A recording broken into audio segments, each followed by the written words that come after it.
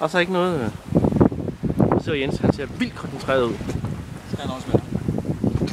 Vi har fået en gæstegast med ombord i dag. Den hedder John. Det er en gæstegast. Vi har været ude og runde Vest 1 ude ved Ålskov. Og det ligger faktisk meget op. Det ligger foran.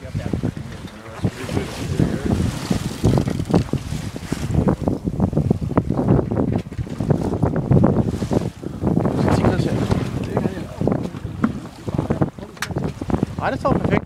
Den skal også trække hele vejen op. Har vi også en store på? Se, det er store.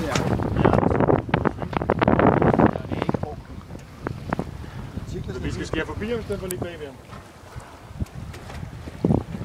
Det er det værste sted at ligge.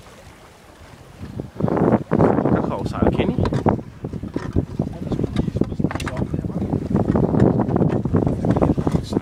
Fordi vi ligger lige bag. Vi ligger som perler på en snor.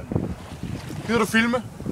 Så vi kan spørge nogen, der er sejlkyndige om hvorvidt vi ligger som perler på en snor. Det der, det er ikke godt. Det er lorteluft. Vent.